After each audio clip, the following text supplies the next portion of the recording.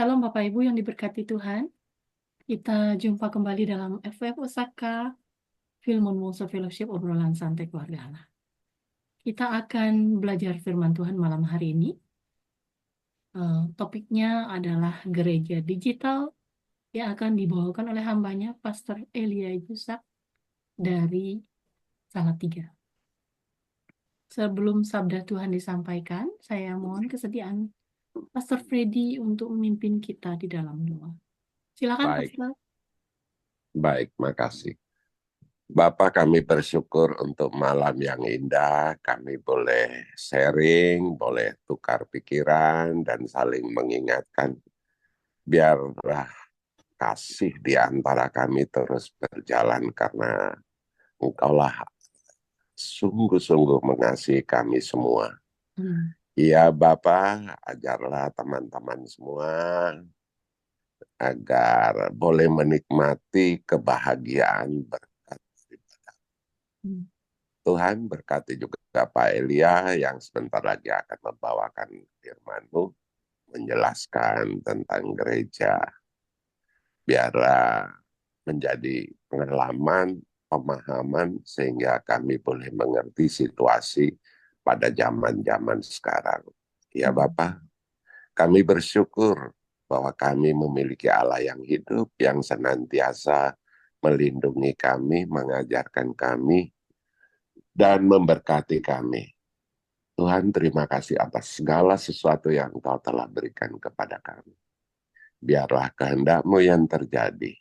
Kami terima malam yang indah ini hanya di dalam nama Bapa, Putra, dan Roh Kudus. Amin. Amin. Silakan untuk hambanya Pastor Elia Yusak. Terima kasih Pastor Freddy. Yo. Oke. Selamat malam semuanya. Malam hari ini kita berbicara terkait sebenarnya dengan keadaan sekarang gitu. Maksudnya sama seperti hal yang kita kerjakan ini bisa disebutkan sebagai gereja digital gitu. Gereja yang terkait dengan teknologi gitu. Cuma waktu saya pelajari, saya baca beberapa jurnal dan artikel, kebanyakan gereja digital yang dibahas atau fenomena gereja yang melek internet, gitu, kalau saya boleh bilang, itu pada masa-masa COVID aja, sejak tahun 2021 lah, itu rame-ramenya gereja tiba-tiba bermanuver gitu ya, berpindah menjadi gereja yang berinternet ria gitu. Nah, dari beberapa jurnal yang saya baca itu semuanya sepakat gitu loh bahwa penggunaan internet, sosial media khususnya, terus kemudian teknologi dan digitalisme ini mereka memiliki kesepakatan untuk digunakan secara positif dan meluaskan kerajaan Allah gitu. Itu istilah yang berulang-ulang dimunculkan ketika saya baca beberapa jurnal tentang digitalisme di dalam gereja, teknologi dalam gereja, gereja menggunakan internet, gereja menggunakan sosial media, fenomena generasi gitu. Itu semuanya mereka memunculkan sebuah wacana atau sebuah kesepakatan lah kalau saya boleh bilang bahwa internet itu baik, kita bisa pakai untuk pelebaran kerajaan Allah gitu. Sayangnya fenomena ini tidak disertai dengan kesiapan gitu.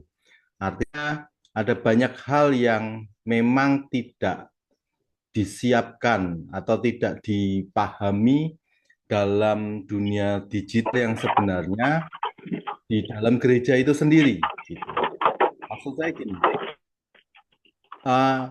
hal-hal positif yang ditemukan atau kita dapati dalam penggunaan internet atau sosial media yang dipakai oleh gereja itu punya akses, punya dampak yang tidak hanya positif, tetapi juga ada dampak-dampak negatif berikutnya gitu. Dan gereja tidak siap dengan itu. bahkan kalau boleh dibilang tidak semua gereja itu sepakat ketika mereka berkata bahwa kita bisa menggunakan kapasitas internet atau menggunakan internet, jaringan internet untuk apa ya, beribadah pada Tuhan. Saya mungkin tidak akan jauh berbicara sampai ke gereja model metaverse ya, model gereja sistemnya modelnya AI gitu ya. Sekarang memang sudah ada gitu.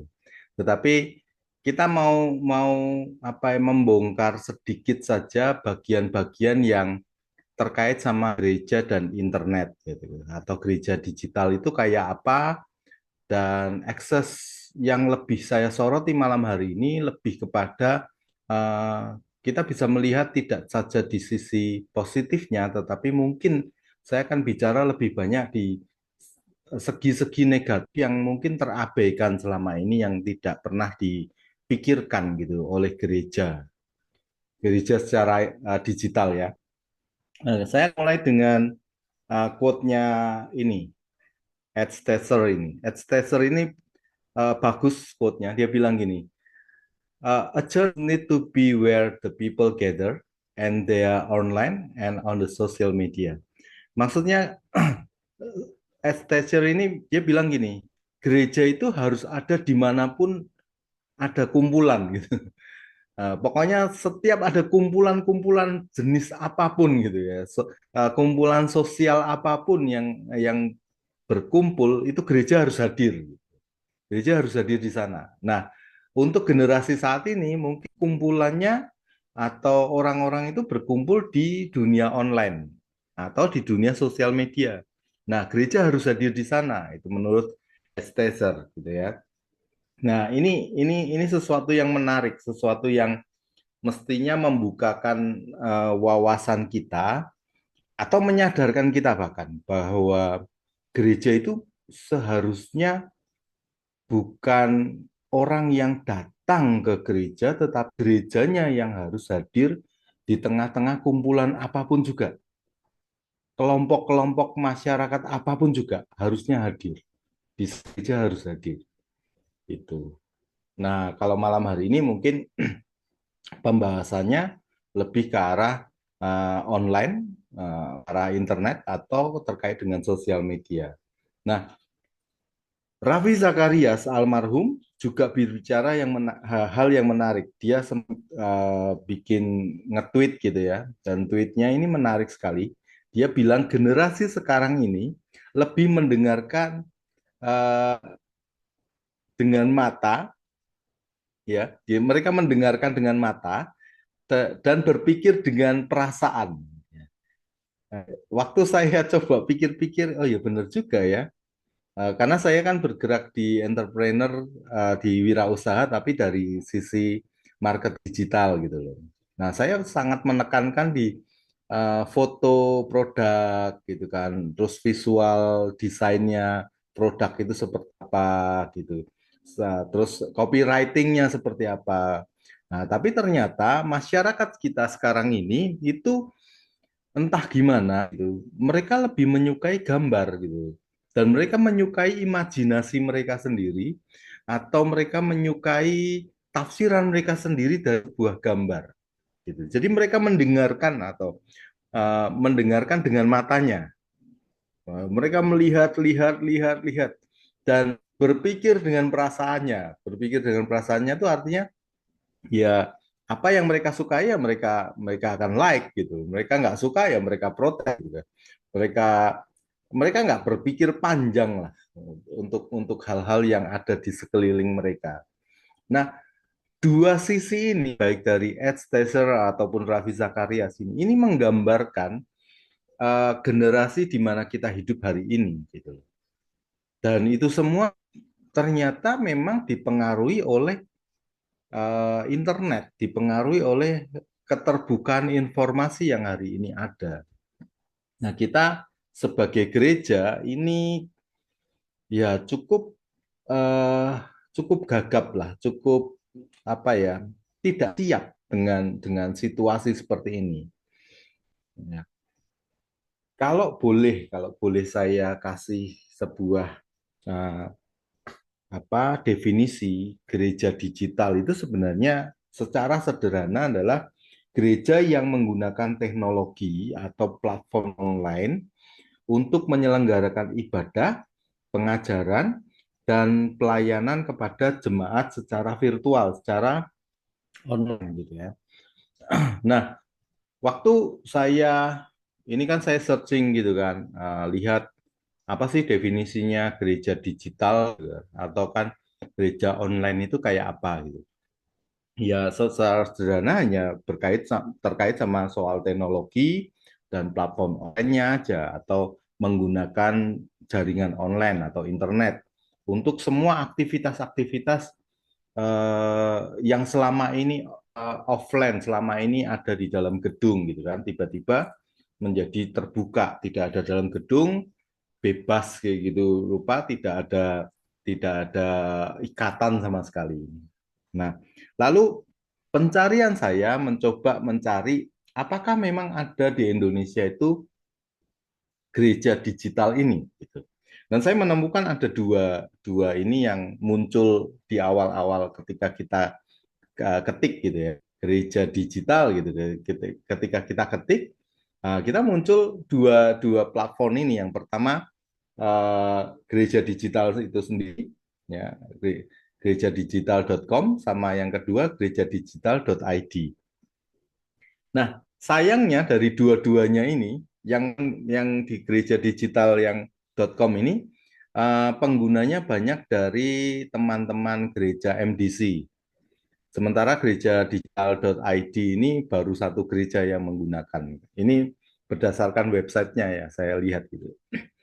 Nah, dulu saya dengan teman-teman pernah membuka startup juga tentang gereja digital juga. Dulu kami sempat buat gitu. Saya termasuk salah satu yang membuat konsepnya. Ya pada masa-masa COVID itu juga. Kami waktu itu berencana menjualnya, tetapi akhirnya kita buat untuk free gitu. Tapi nggak berlanjut lah gitu. Saya sudah share ke beberapa teman-teman untuk bisa add in gitu ya, masuk menjadi bagian dari gereja digital secara global gitu. Nah, yang ternyata kami utak-atik banyak itu bukan soal khotbahnya, karena khotbah ternyata tidak masuk di platform-platform ini gitu. Dua website ini, dua aplikasi ini pakai aplikasi juga, pakai Play Store, itu tidak di aspek khotbah, tidak di aspek pengajaran, karena ternyata mereka lebih menggunakan platform yang lain. Dua platform aplikasi ini itu hanya terkait sama urusan administrasi sama manajemen gereja. Ya, jadi yang mereka lihat ya sekedar sekedar urusan-urusan yang manajemen gereja. Mungkin kalau bisa saya buka, saya kemarin sempat daftar juga, ya, gereja digital ini, gerejadigital.id. Ya isinya soal manajemen gereja, jadwal ibadah, terus kemudian kapan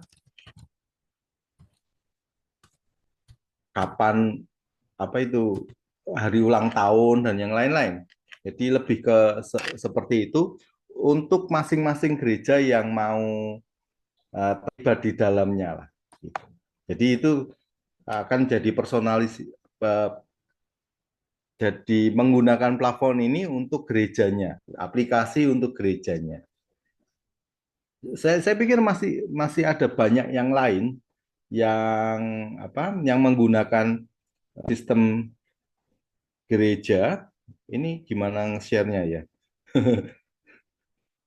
Kalau ada yang share lain, wah ini saya tidak tahu nge-share-nya. Bentar. Saya stop dulu, coba saya stop ini. Terus di ini saya sharekan yang, nah ini. Oke. Nah, Ya, ini websitenya, kelihatan ya. Ini websitenya gerejadigital.id. Eh, Ini saya tidak bermaksud endorse akun ini, tetapi saya hanya memperlihatkan konsepnya. Jadi ini ada beberapa gereja yang sudah bergabung. Ya. Jadi fitur aplikasi ini ya isinya ini, database jemaat, absensi, ibadah, jadwal pelayan, kepengurusan departemen, terus yang di bawah-bawah ini, laporan keuangan, inventaris barang, terus notifikasi warta, ya, WA atau warta pakai ngeblast gitu. Jadi eh, yang pihak gereja kalau misalnya ada pengumuman kirim ke WA pakai aplikasi ini langsung share gitu ke semuanya. Terus kemudian hari-hari penting, ya konsepnya konsep lebih ke manajemennya, manajemen gereja. Itu yang mau saya kasih tunjuk aja. Dulu kami membuat juga fitur yang sama seperti ini, tapi yang dulu saya buat itu dengan tambahan ada yang live streamingnya, terus kemudian ada yang video-video rekaman. Tapi waktu kami buat dengan video, ternyata memang websitenya jadi berat, terus jadi mahal. Akhirnya eh, yang model video dan model streamingnya kami pakai link saja. Itu waktu saya mendesain sama teman-teman buat seperti itu. Nah, dan saya pikir mereka ini yang buat-buat ini ya kurang lebihnya sama. Artinya saya pernah pernah terjun ke dunia seperti ini dan mengikuti tren pada waktu itu. Nah, setelah kita lihat model atau setelah saya memaparkan sedikit soal digital gitu kan. Nah, pertanyaan saya itu gini, sebutkan setidaknya satu bahaya dari gereja digital. Biasanya kan pertanyaannya yang positif-positif ya. Saya malam hari ini mungkin mempertanyakan yang negatifnya gitu. Kira-kira apa ya Bapak Ibu?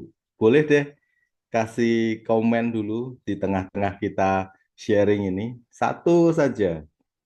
Ya Pak? Bu Ayu, tahu Mungkin ini apa? yang negatif apa? eh, tidak tidak adanya koneksi persekutuan. Eh, Tidak ada persekutuan. Oh, berarti kita sekarang ini Zoom tidak bersekutu nah, artinya mm, mungkin kalau secara bertemu fisik ya. ya secara fisik Ah, lebih iya, lebih iya. apa ya? Ada konektivitasnya mungkin lebih Ah, lebih apa ya? oke. Ya, saya paham maksudnya Bu Ayu. Mungkin apa ya personal touch-nya kurang, guys. Ya, Bahasanya sentuhannya, sentuhan secara fisik ya. Mungkin karena kita generasi-generasi yang old school ya, ya generasi lama. betul. Jadi kita masih membutuhkan persekutuan yang tipikalnya ketemu kumpul-kumpul ngakak bareng gitu-gitu ya, model-model seperti itu. Tetapi untuk generasi-generasi baru ini nggak seperti itu kayaknya, Bu. Ya, saya cerita aja anak saya ini kalau ditanya temannya berapa, teman secara fisik atau teman secara virtual, Bi? Itu jawabannya gitu. Saya jadi bingung, maksudnya secara fisik, karena saya tahu anak-anak saya nggak punya teman secara fisik, nggak punya kelompok sosial bahkan, nggak ada teman-temannya fisik gitu. Kalaupun saya ajak kemana-mana, ya teman-temannya ya teman-teman yang sekedar say hi atau ketemu baru sekali atau dua kali, habis itu enggak. Tapi kalau mereka ditanya teman-teman virtualnya, mereka bisa jawab.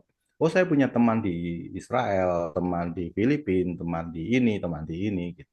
Dan mereka merasa itu teman, gitu. Berbeda berbeda konsep dengan kita. Mereka merasa itu ada apa ya, bonding bonding emosional dengan mereka. Ya, itu hanya pemaparan tentang perbedaan apa ya, emosional, feeling atau perbedaan generasi yang nyata. Dan kenapa kenapa menjadi alasan mengapa gereja digital itu muncul juga, selain selain kemarin problematik karena eh, kita tidak bisa bertemu secara fisik waktu COVID ke pandemi, tetapi mungkin generasi memang mengarah sana. Saya tidak tahu. Tapi kita mau selidiki lebih jauh lagi. Nanti kita lihat lagi hal-hal yang lain. Nah, mungkin ada yang lain yang satu bahaya saja, bahaya. Ini bahaya loh, bukan bukan negatifnya, tapi bahayanya. Kalau ada jejak digital, bahaya ini gitu. Yang bahaya apa? Pak Robi nih yang jadi pendeta. Gimana Pak? Kalau ada gereja digital, kira-kira yang terjadi apa? Enggak, bagi saya tidak, bagi saya tidak membahayakan sama sekali. Kenapa tidak berbahaya? Ya mau dari sisi apa? Ya enggak Jadi tahu. ya kan gini, mereka tidak punya waktu apa, tidak punya touch, personal touch seperti tadi apa namanya, Oke. Ya. Wahyu ya toh. Jadi kita kan sekarang saya bandingkan dengan gereja yang ada kan, gereja Hmm. fisik gitu ya. Hmm. Kami punya keunggulan itu lebih lagi gitu Ya. ya. Ya. Nah, kami punya orang-orang yang lebih serius gitu ya. Hmm. Bagaimanapun mereka prosentase mereka mendengarkan khotbah lewat Zoom, lewat digital, lewat apa, Ya. tidak seserius mereka dengan gereja lokal kan gitu Pak Oke, Elia. oke. Ya, Ya, ya. jadi Oke. Berarti eh, dibilang tidak bahaya ya gereja digital. ya kalau saya dibandingkan dengan gereja lokal ya, ya Ya. kalau kita nanti ngomong soal isinya ya saya tidak ngerti karena isi yang lokal pun ada yang melenceng sana melenceng, tapi kalau bicara tentang Hmm. gereja, Hmm. itu kita gereja apa pertemuan gini gereja yang asli ini lebih punya keunggulan yang jauh di antara yang Ya, lain lah. dibandingkan gereja digital ya. Iya Ya. Pak Elia. Oke. Makasih. Berarti boleh Thank you. dibilang ya tidak terlalu membahayakan lah gitu. Jadi kalau istilah kompetitor nggak membahayakan lah Kalau gitu. kompetisi nggak membahayakan, oke. Iya Mau Pak Elia. tidak ya nggak ada ini ya. Ya, mungkin secara secara culture ya, secara budaya di konteks Indonesia dinamika ini tidak terlalu ini ya, tidak Hmm. terlalu signifikan gitu ya. Karena kita masih kuat dalam kekerabatan, kuat di dalam pertemuan, fellowship dan yang lain-lainnya kan kita masih cukup kuat kan. Bahkan ketika COVID pun kita merindu-rindu, gitu. Merindu-rindu kita kumpul lagi gitu kan. Bukan jadi ketika ada digitalisme waktu pas COVID itu um, ya hanya sekedar dianggap alternatif saja, tidak menjadi bagian utama atau menggantikan gitu, menggantikan yang offline atau pertemuan yang sebenarnya gitu kan. Bukan digital itu kan digadang-gadang, wah nantinya masa depan akan seperti ini sampai muncul gereja metaverse, gereja AI kayak gitu-gitu kan. Nah, tapi untuk kita yang saat ini mungkin boleh dibilang terlalu terburu-buru lah kalau menganggap itu menjadi satu satu apa satu pengganti ya. Untuk kita ya yang kumpul malam hari ini bisa dibilang enggak lah gitu mas, enggak terlalu bahaya lah, tapi kurang tahu untuk yang lain-lain kan kurang tahu. Waktu pas COVID saya sempat melakukan semacam bukan riset ya, observasi dengan teman-teman yang kebetulan teman-teman ini bergerak di multimedia gerejanya yang paksa gitu, terpaksa mereka harus berjibaku gitu. Wah, benar-benar kerja keras untuk syutingnya, untuk ngirim warta dan segala macam gitu. Bahkan yang paling paling berat itu teman-teman yang akhirnya harus streaming itu khotbah online itu gitu dengan peralatan yang waktu itu masih seadanya karena untuk beli-beli kan memang tidak ada budget gitu kan. Nah, waktu saya tanya ada beberapa teman gereja di Salatiga ini dan beberapa yang dari kota-kota lain, saya tanya, efektif nggak sih waktu khotbah streaming gitu dengan jemaat gitu? Mayoritas mereka berkata bahwa jemaat yang terlibat, yang bahkan kita lihat online atau terlibat itu sekitar maksimal 10 sampai 15 menit aja. Lebih dari itu bablas silang, nggak tahu ngapain gitu. Itu kesimpulan dari berbagai teman-teman yang sharing ya. Nggak gitu, nggak nggak jadi isu sih gitu. Mereka bahkan nggak suka gitu. Terus ada gereja dengan satu sinode tertentu, denominasi tertentu yang terpaksa tabrakan dengan ADART-nya karena ADART-nya itu khususnya di perjamuan kudus kan harus satu gelas sama roti itu nanti dipecah-pecah gitu kan, itu harus satu gitu.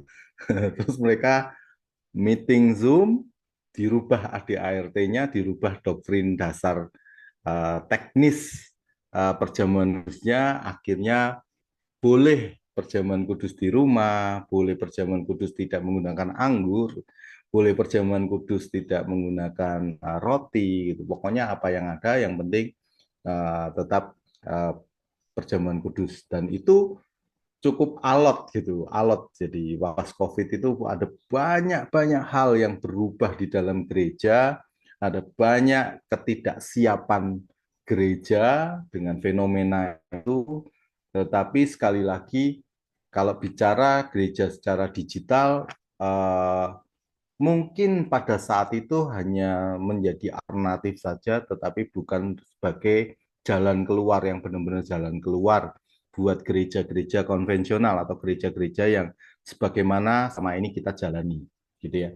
Nah, saya coba mengumpulkan beberapa informasi dan dari hasil bacaan-bacaan saya juga menemukan bahwa sisi-sisi ini yang dialami oleh mereka yang sudah menjalani gereja-gereja sistem digital, baik itu pada masa COVID ataupun masa setelah COVID ya, setelah masa new normal gitu kan. Nah, ini yang terjadi.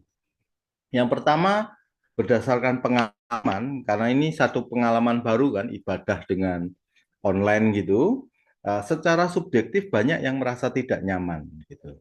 Tidak nyamannya mungkin feelingnya lain kali ya, atau emosionalnya nggak dapet lah gitu ya. Kalau nyanyi nggak bisa kena gitu istilahnya, karena ada apa ya, psikologi massa yang terlibat di sana gitu kan. Kalau nyanyi rame-rame, nyanyi bareng-bareng, ketemu sama orang itu mungkin psikologi massanya cukup mempengaruhi gitu. Nah, terus kedua, ini menarik. Perkembangan kuantitas ataupun kualitas itu tidak ideal sebagaimana dibayangkan. Nah, ini kan kontras dengan wacana-wacana jurnalnya. Jurnal-jurnal yang kita baca atau nanti Bapak Ibu bisa cek gitu ya. Di jurnal-jurnal itu rata-rata mengatakan bahwa ini platform yang bagus, ini adalah jalan yang Tuhan sediakan untuk melebarkan kerajaan Allah gitu kan. Oh, itu untuk misi dan untuk ini. Iya, saya sepakat, saya setuju dengan hal itu. Tetapi realitasnya ketika dievaluasi tidak juga berkembang, tidak juga mengalami bayangan-bayangan asumsi di mana dengan atau melalui internet itu semakin banyak jiwa-jiwa berdatangan atau percaya kepada Kristus. Itu masih sangat relatif sekali dibandingkan dengan gereja-gereja yang model-model konvensional, model-model lama. Model-model lama itu kualitasnya bisa diukur, masih cukup cukup relevan, terus kemudian kuantitasnya juga masih bisa diukur. Itu khususnya untuk gereja-gereja yang serius untuk berkembang ya. Kalau gereja-gereja yang stagnan ya wajar saja lah segitu-gitu aja. Tapi kalau gereja ini serius untuk kembang, kuantitas dan kualitasnya signifikan, kelihatan dibandingkan dengan yang model digital. Jadi tidak seideal dibayangkan. Bahkan dulu waktu COVID kita sempat berpikir gini, waduh, kan sudah angen-angen atau sudah merindukan akan kumpul bersama, beribadah bersama di gereja dan segala macam. Begitu kerannya dibuka, new normal, ya gereja masih sama saja tuh, tidak semeledak yang dibayangkan gitu kan, tidak seheboh yang kita pikirkan gitu, tidak, sama saja. Jadi eh, relatif eh, sama dengan sebelum COVID gitu. Hanya mungkin ya ada sedikit apa ya, eh, romantisme yang terlibat di sana. Wah, dulu kita sempat tidak bertemu, terus kemudian sekarang bertemu, sekarang bisa beribadah bersama. Ya hanya semacam itu saja, tidak semeledak yang dipikirkan orang-orang gitu. Justru justru yang terjadi adalah jadinya, maaf kata kalau saya boleh bilang, keterbukaan informasi ini menyingkapkan banyak hal-hal yang selama ini ditutupi di bawah karpetnya gereja. Soal perpuluhan diudal-udal gitu, dibongkar begitu rupa. Pengajaran hamba-hamba Tuhan disingkapkan begitu rupa. Hal-hal yang selama ini tidak pernah dipikirkan oleh jemaat. Jemaat mulai kritis dan segala macam. Kalau mau dilihat dari segi kualitas, ya mungkin kualitasnya gara-gara digitalisme, kualitas jemaat yang menjadi aware, menjadi waspada, menjadi sedikit kritis gitu dari dibandingkan masa sebelum masa digitalisme gitu, masa sebelum internet. Lalu yang paling banyak saya temukan adalah ini, alokasi kebutuhan maksudnya penyediaan peralatan teknologi yang harus disediakan untuk digitalisme itu cukup mahal. Dan jujur gereja tidak siap untuk hal itu. Gereja tidak punya alokasi untuk teknologi yang lebih mutakhir, atau bahkan untuk mengikuti teknologi pun agak kesulitan gitu. Nah, pertanyaan-pertanyaan yang muncul dalam diri saya ketika eh, apa soal alokasi kebutuhan ini, saya bertanya gini, bukankah gereja ini punya tujuan untuk terus-menerus menjangkau, gitu kan? Terus-menerus untuk mengikuti, bukan mengikuti ya, relevan terhadap zamannya. Ya mau nggak mau, gereja juga harus pikir ke sana, gitu. Mau nggak mau, memang gereja harus menyediakan diri, menyediakan waktu, mengevaluasi pada titik relevan mana saya ini harus hadir gitu. Untuk generasi ini, apakah gereja saya sudah cukup hadir untuk mereka? Nah, itu mungkin sebagai apa ya, pemikiran, sebagai perenungan buat gereja-gereja yang selalu mengeluh, wah kami tidak ada budget, wah kami tidak ada kemampuan untuk teknologi. Ya memang karena memang selama ini tidak disiapkan ke sana. Jadi gereja ini memang boleh dibilang seringkali ketinggalan gitu. Itu. Terus keempat, segmentasinya bias.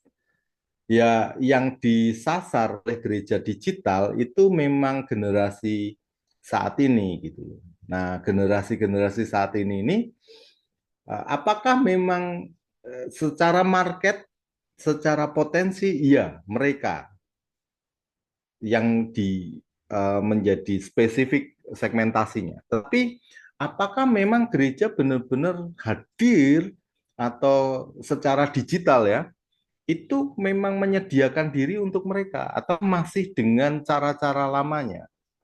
Itu jadi pertanyaan.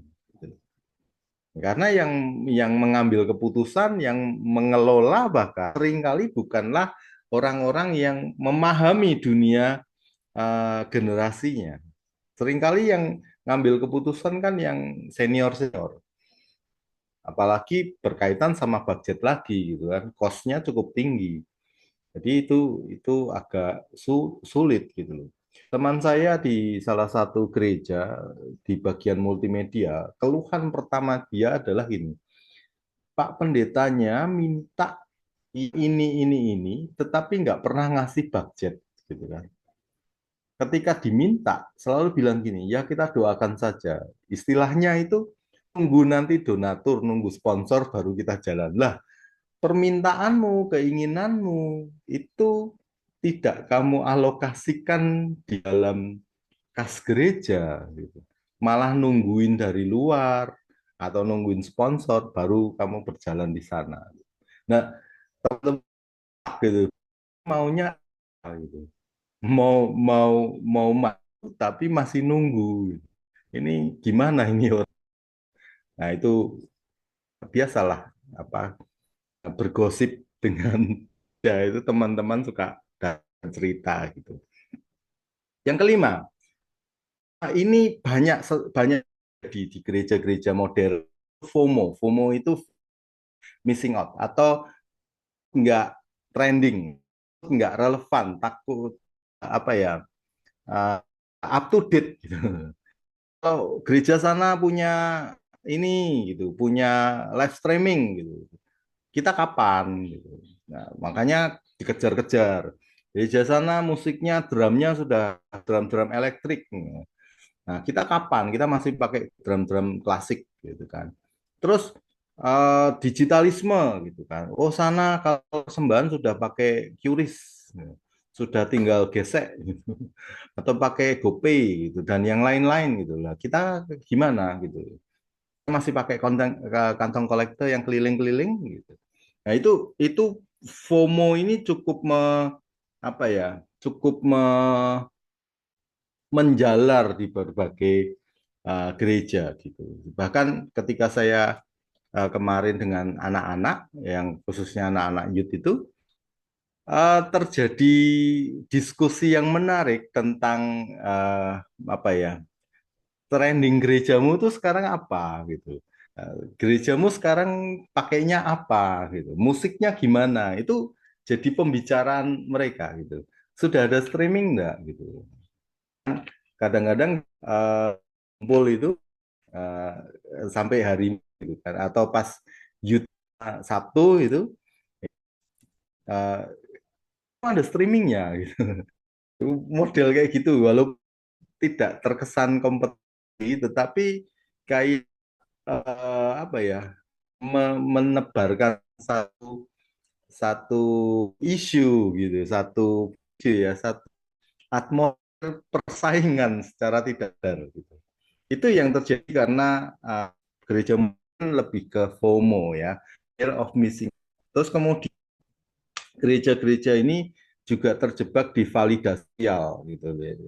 Jadi pencitraan. Kalau gerejanya sudah ada websitenya, gerejanya sudah ada namanya itu eh, kayaknya lebih ngerasa keren, lebih merasa saya up to date, mencari sebuah validasi atau eh, apa ya peneguhan secara sosial, gitu. Khususnya di tengah-tengah ya teman-teman gereja yang lain. Gitu. Itu kalau kebetulan kumpul dengan hamba Tuhan, pendeta-pendeta gitu, dulu ditanya adalah jemaatmu berapa gitu. Kalau jemaatnya di bawah jemaat saya, ya saya akan oh gitu ya. Tapi biasanya ngomong jemaat saya daftar sekian gitu. Tapi yang hadir sekian. Ya itu sudah apa ya? Sudah mencari perlindungan dengan narasi seperti itu. Nah, sekarang lain ngomongannya. Kamu sudah punya ini apa sudah TikTok? Kamu sudah ada streamingnya enggak gerejanya? Atau gerejamu sudah pakai apa yang terkait sama internet? Punya YouTube enggak? Gitu. Nah, kayak gitu-gitu, kumpul-kumpul sama pendirinya lain-lain. Nah, yang ketujuh, yang ini saya temukan dan di banyak gereja yang sedang eh, dibanding dengan arus informasi dan internet sekarang ini, sayangnya gereja ini gagap teknologi. Gagap teknologi itu ya artinya tidak siap secara teknologi gitu. Pun ada yang bergerak cukup pesat di area-area teknologi, gereja-gereja yang lain itu kayak apa ya, maaf kata kalau saya bilang iri ya, mungkin lebih ngerasa gini, gereja kok duniawi sekali, gereja ini ngikutin dunia lagi gini kok ngikutin gini, kita harus punya identitas gitu. Tapi padahal ngomong itu bukan ngomong soal identitas, ngomong itu soal nggak punya modal aja gitu. Ya bisa, kita kebetulan belum bisa, nah terus kemudian ya sudah, kita mengcovernya, mengcounternya kata, wah kok duniawi sekali. Enggak, harusnya kita sadar bahwa hal-hal ini terjadi dengan dunia digital, khususnya gereja digital. Nah, lalu saya mungkin akan masuk lebih dalam dengan analisa. Saya menggunakan analisa SWOT yang mungkin sudah sangat umum sekali. Jadi SWOT itu strength, weakness, opportunities, dan threats gitu. Jadi kekuatannya, kelemahannya, terus kesempatan-kesempatannya atau peluang-peluangnya, dan threats-nya adalah ancaman-ancaman yang terjadi. Nah, mungkin saya tidak akan uraikan semua tentang analisis SWOT ini berdasarkan gereja digital, tapi saya akan lompat langsung ke uh, bagian ini saja. Kita sudah banyak lah berbicara soal kita analisa gitu kan, soal gereja digital. Saya akan lompat di bagian ini, kecerdasan digital. Jadi ternyata uh, berbicara soal digitalisme atau arus informasi khususnya internet itu harusnya dibarengi dengan kecerdasan digital. Ya, gereja juga harus punya kecerdasan digital, dan gereja harus mengedukasi jemaatnya di digitalisme gitu. Nah, sayang sekali kalau gereja eh, tidak mau terbuka dengan arus informasi yang sedang terjadi, karena ada banyak hal yang positif yang bisa kita ambil sebenarnya. Ada banyak hal yang cukup menolong gitu kan, kita juga gitu. Bahkan jadi evaluasi kita juga untuk bisa uh, melek informasi, terus kemudian teredukasi secara informasi secara digital, itu banyak hal positifnya. Nah, karena sayang eh, tidak banyak jemaat yang teredukasi, hal-hal ini yang terjadi. Jadi jemaat itu menjadi sulit adaptasi atau terlibat di dalam digitalisasi. Jadi jemaat menjadi kayak katak dalam tempurung gitu loh.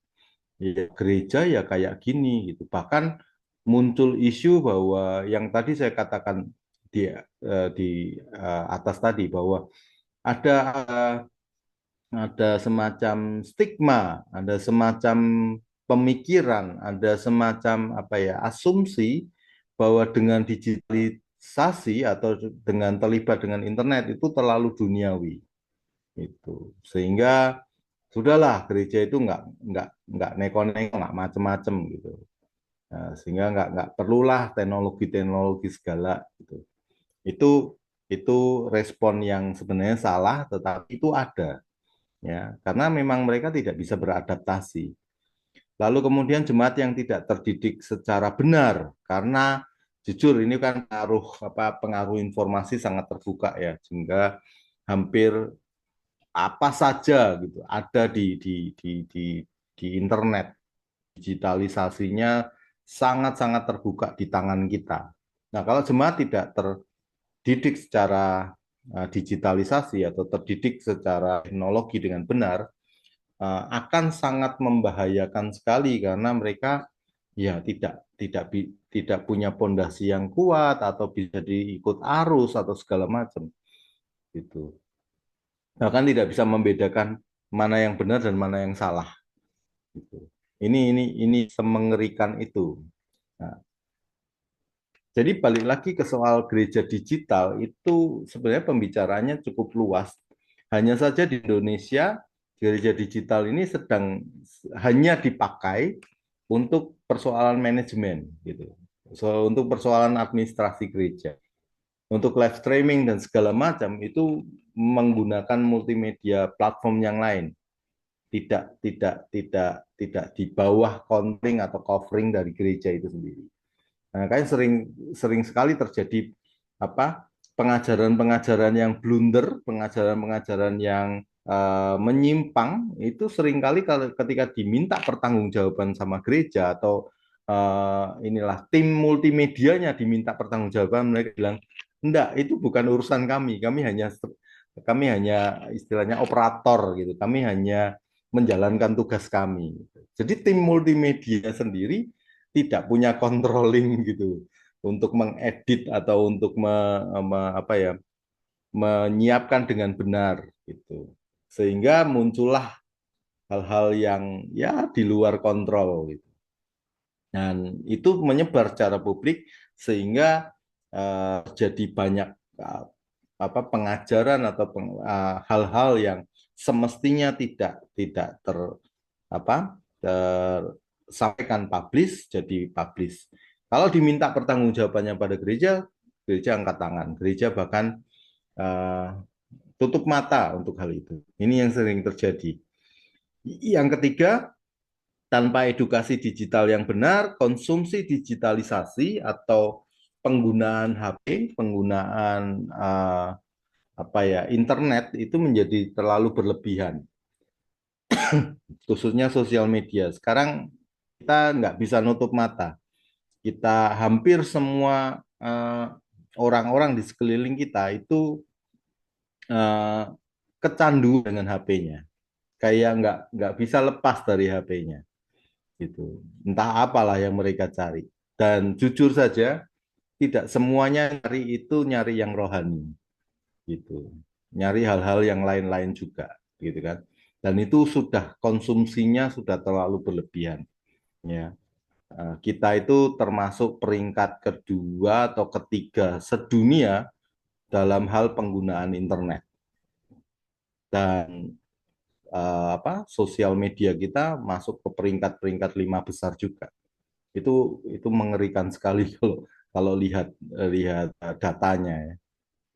Nah, tapi kalau kita bicara gereja malam hari ini, apakah memang gereja sudah menggarami potensi besar ini? Tanda tanya. Apakah kita sudah menggunakan potensi besar, kekuatan kuasa gereja itu menggarami dunia yang ada di depan mata ini? Ataukah memang dunia ini lagi dibelokkan begitu rupa dan gereja tidak peduli? Saya percaya gereja bukan tidak peduli, gerejanya gagap gitu, gagap terhadap teknologinya gitu.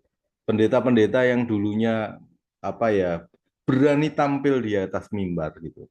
Sekarang kalau disuruh streaming pada nggak berani, karena takut sama netizen gitu, takut sama publiknya. Nah, itu. Terus keempat, meninggalkan jejak digital dengan sembarangan. Nah, ini sering kali kita abaikan ya, karena beberapa teman itu selalu menginginkan saya juga, karena saya cukup aktif di sosial. Ini yang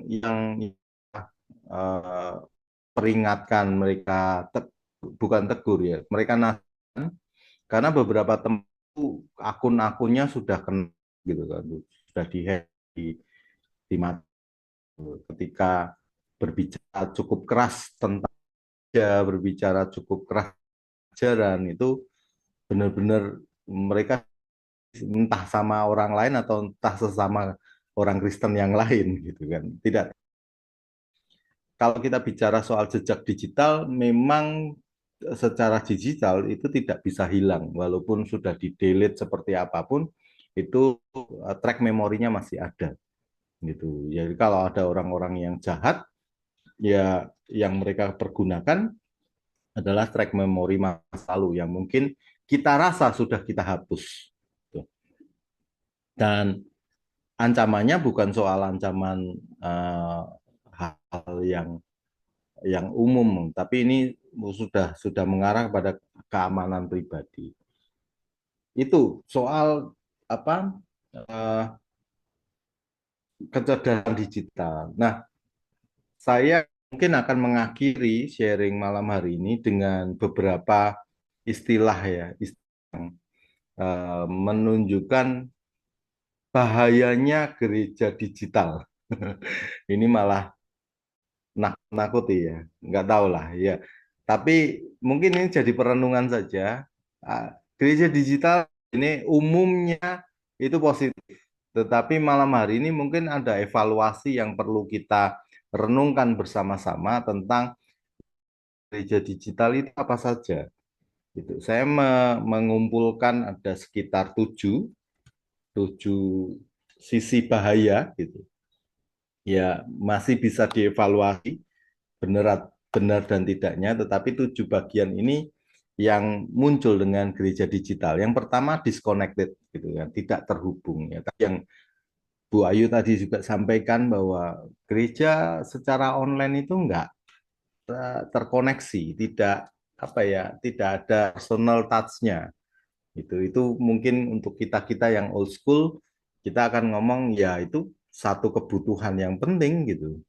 Untuk generasi-generasi kita sebuah kebutuhan penting gitu. Tapi untuk generasi-generasi muda, connected itu artinya terkoneksi dengan internet. Mungkin mereka menjawabnya seperti itu. Tapi kalau bicara soal gereja, apakah mereka yang merasa terkoneksi secara internet itu juga berbicara tentang Tuhan dan yang lain-lainnya? Ataukah hanya terkoneksi secara sosial dan berbicara soal hal-hal yang terkait sama minat mereka saja? Mereka bisa menghabiskan berjam-jam terkoneksi, bahkan bisa seharian, bisa sampai nggak tidur, terkoneksi hanya untuk main game, tidak untuk Tuhan. Gitu.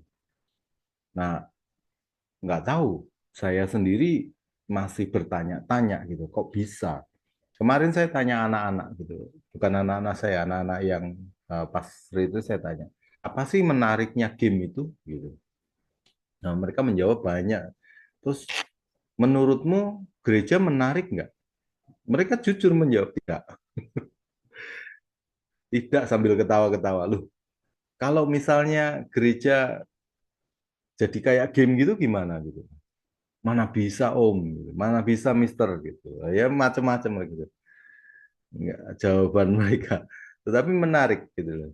Ya, mungkin evaluasi kita. Jelas kalau gereja secara hal namanya juga di dunia, kita nggak akan koneksi atau keterhubungan yang kita tidak terlibat. Ya, kita secara gereja digital lihat beberapa kali pun kita lihat atau terlibat di dalam gereja-gereja digital, kita hanya sebagai penonton. Ya, keterlibatan kita ya mungkin nyumbang lah. Sekarang ini ada yang ya kirim gift gitu kan di apa di acara live streaming itu kan gift. Nah, kalau khotbah nggak bisa kirim gift. Gitu. Nah, makanya kita nggak sama sekali nggak terlibat, tidak terlibat secara fisik, tidak terlibat bahkan mungkin secara emosional juga. Lalu kemudian yang ketiga distracted atau tidak fokus. Ya jelas kalau online, gereja secara online gitu, kita bisa mengerjakan yang lain-lain gitu. Tidak salah gitu loh, tidak salah kalau kita mengerjakan yang lain-lain, tapi jujur saja fokus kita sepenuhnya tidak di ibadah itu sendiri atau di mungkin pendalaman Alkitab itu sendiri, kita bisa yang lain-lain gitu. Nah, ini perlu jadi warning juga gitu, karena ada banyak dari teman-teman yang dari psikologi itu berkata gini, kamu kalau apa live streaming atau kalau ikut Zoom itu lebih dari 2 jam, ya ini mungkin pengecualian di Zoom-nya Osaka. di lain-lain lebih dari 2 jam itu orang-orang sudah busted gitu, sudah jenuh sekali dan mereka sudah nggak ngerti lagi mau ngapain gitu. Nah, akhirnya mereka sudah kehilangan fokusnya. Akhirnya ya kalau mau secara online fokusnya pasti di bawah 1 jam atau maksimal 1 jam. Itu kekuatan psikologisnya orang secara online. Kalau berkaitan dengan hal-hal yang rohani, yang berat, pelajaran kayak gitu harus 1 jam jelas.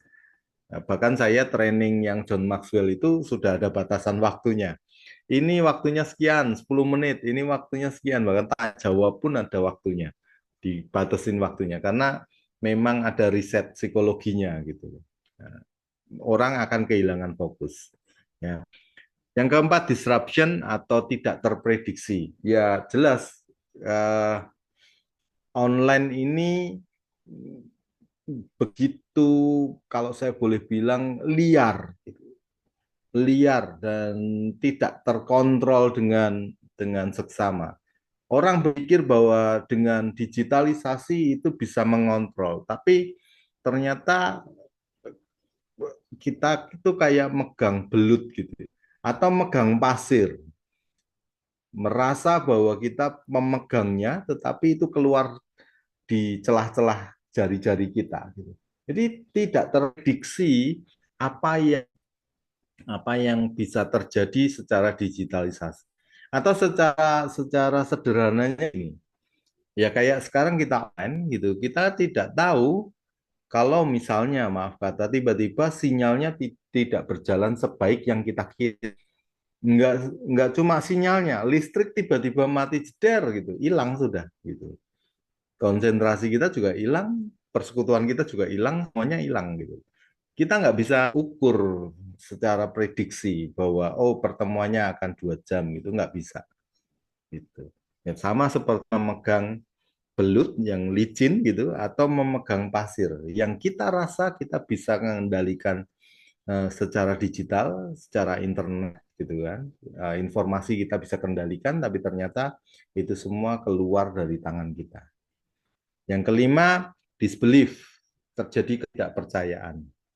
Nah ini ya kan mungkin karena interaksinya, karena koneksinya, karena keterhubungannya tidak relatif dekat, maka trust-nya atau kepercayaannya itu rentan sekali atau rendah sekali. Belum tentu saya bisa mempercayai pendeta yang khotbah di streaming itu, gitu. Kenal saja tidak, gitu. Apalagi saya, gitu. Dia mau ngomong apa terserah, gitu. Itu bisa aja kita bersikap seperti itu, toh nggak tahu juga dia, gitu. Ya. Ini cukup cukup berbahaya, cukup signifikan gitu, ketika menjadi ketidakpercayaan ini muncul di dalam uh, jemaat gitu ya. Jemaat sudah milih mana yang mau diikuti, khotbahnya secara online atau ibadah mana yang secara online mau diikuti. Kemudian ketidakpercayaan juga ada di sana, gitu kan. Pesimis juga ada di sana. Wah, yang khotbah ini ya pindah aja live streaming yang gereja ini ya, pindah aja di sini gitu. Wah, yang sini bagus gitu, ikutin sini gitu. Jadi ini memang memang bias, tidak ada ikatan. Yang keenam adalah distress, tekanan. Nah, tekanan ini tidak saja terjadi kepada jemaat, ya, ya, tapi juga banyak di hamba-hamba Tuhannya. Secara digital ini persiapannya jauh lebih banyak, gitu loh. Kalau khotbah secara offline, gitu kan, dia bisa manuver, bisa improvisasi, gitu-gitu. Tapi secara online, dia dibatasi waktu, dia dibatasi dengan skrip, dia juga dibatasi dengan topik yang memang benar-benar harus dia kuasai. Karena ketika sudah publish, dia ngomong sembarangan bisa dihajar balik. Dan itu menakutkan untuk hamba-hamba Tuhan yang online-online ini. Gitu. Jadi mereka ini nggak berpikir apa yang mereka uh, keluarkan gitu kan. Mereka pikir ini untuk kerajaan Tuhan, pasti orang-orang yang mendengar pasti diberkati. Mereka nggak berpikir ada orang-orang yang apa malah menjadi bumerang buat dia gitu karena netizen bisa mengkritisi karena sudah di bagian publik gitu kan. Netizen juga bisa mempertanyakan gitu. Nah, dia bisa aja close komennya, tidak memperdulikan. Tetapi jujur, setiap orang kalau mendapatkan respon negatif pasti mikir. Gitu. Jadi setiap orang sudah kuat apapun, begitu dia dapat respon negatif, nggak tahu dari mana, apalagi dunia online sekarang ini ya, dapat satu dua komen yang negatif gitu. Kalau kebetulan dia baca, itu mikir ya, mikir dan itu menjadikan dia stres. Gitu. Ya, makanya ada banyak kalau artis-artis di luar negeri, Korea khususnya, artis yang bunuh diri itu gara-gara nyinyirnya atau komenan dari netizen. Itu memang real gitu, secara psikologis kena gitu. Dan berkali-kali kita juga mendengar berita bagaimana netizen ini bisa menjatuhkan mentalnya para YouTuber lah, orang-orang yang menjadi tokoh-tokoh lah, itu bisa habis sama komen-komen yang entah berantah itu, nggak tahu akunnya seperti apa, akun bodong lah, akun buzzer lah, akun apa gitu. Nah, itu artinya dalam dunia yang dengan informasi terbuka, apalagi gereja secara digital, tekanannya tidak saja soal di jemaat gitu, tetapi juga di para penyampai-penyampai di mimbar. Itu ada tekanan yang cukup besar di sana. Ya, mungkin apakah itu menjadi alasan gereja-gereja tidak berpindah ke streaming? Ya, tidak tahu. Gitu. Yang terakhir, yang ketujuh, disloyalty. Jadi jelas kalau gereja digital tidak ada loyalitas, tidak ada kesetiaan di sana. Karena dia bisa memilih kan. Nah, cuma yang tujuh ini, tujuh yang menurut riset saya, menurut analisa saya, ini jadi sebuah tanda bahaya buat gereja digital. Itu buat generasi-generasi Z, generasi Alpha, itu semua terjawab buat mereka. Contoh nomor satu yang disconnected buat gereja digital, ya itu bahaya ini kalau kita terusan gereja digital kita tidak terhubung. Tapi buat generasi Z dan generasi Alpha, enggak, kita terhubung kok. Kita kadang ngasih gift, kadang ngasih persembahan, kalau kita suka ya nge-like gitu kan, subscribe bahkan gitu kan. Fokus, ya kalau bagus kita fokus kok. Kita benar-benar dengerin, kita benar-benar memperhatikan gitu kan. Bahkan kalau misalnya terekam di YouTube kita bisa berulang-ulang melihatnya gitu. Disruption tidak terprediksi gitu kan. Nah, buat mereka, mereka menyukai hal-hal yang tidak abstrak gitu. Karena apa? Buat mereka itu sebuah tantangan. Kayak ini akan kemana? Ini akan seperti apa? Karena mereka memang tidak apa ya, generasi ini tuh tidak punya planning yang real soal masa depan. Apa yang terjadi ya terjadi aja. Apa yang akan mereka lakukan ya lakukan saja gitu. Ini generasi-generasi yang ada di sekeliling kita sekarang ini. Jadi untuk sesuatu yang tidak terprediksi itu mereka suka gitu karena dianggap sebagai tantangan. Ketidakpercayaan, nah, mereka satu dengan yang lain kan juga nggak mengenal. Jadi ngapain saya harus percaya? Jawabannya ada saja. Waktu saya bagikan ini ke anak saya, dijawab-jawab seperti itu juga. Tekanan gitu kan. Ya, buat anak-anak gitu, buat anak-anak generasi yang sekarang ini, tekanan itu ya diabaikan saja gitu. Ngapain kamu pikirin move on gitu. Buat kita itu sebuah tekanan, buat mereka enggak gitu. Jadi ada perbedaan yang banyak yang mungkin kalau sudut pandang saya itu mengatakan ini bahaya, sudut pandang mereka Ya, kalau mau diain juga bagus kan, kapan-kapan saya bisa ngikut gitu. Kan kapan-kapan saya bisa lihat gitu kan. Atau kalau kita jauhan di kota itu saya bisa tetap ibadah. Itu menurut mereka ya. Jadi enggak, mereka sangat-sangat easy going, sangat-sangat menggampangkan atau memudahkan segala sesuatu, dan pijakan mereka adalah teknologi gitu. Yang terakhir tidak setia. Menurut siapa tidak setia itu? Kalau anak-anak ini ya ya wajar saya tidak setia, kan saya bisa memilih. Gitu. Itu format-format cara berpikir mereka. Nah, sementara kalau saya memandangnya sebagai sebuah bahaya buat mereka, mungkin tidak terlalu berbahaya buat mereka karena konsep dan cara berpikir mereka berbeda. Nah, sekarang bagaimana kita sebagai gereja yang saat ini ada itu bisa hadir di tengah-tengah dua situasi ini? Apakah kita menggunakan digitalisasi yang bisa menjangkau mereka dan kita juga sekaligus hadir sama-sama dengan mereka? Itu yang menjadi PR kita, tidak saja menggunakan tools atau alat secara digital, tetapi juga kita bisa hadir di mungkin itu saja yang bisa saya bagikan soal gereja digital. Jadi mungkin sudut pandang yang saya bagikan adalah sudut pandang old school, orang tua gitu terhadap uh, situasi generasi dan terhadap gereja yang sekarang ini mencoba melangkah masuk kepada digitalisasi. Gitu saja yang bisa saya sharingkan malam hari ini. Terima kasih. Tuhan memberkati kita semua. Saya kembalikan Bu Ayu.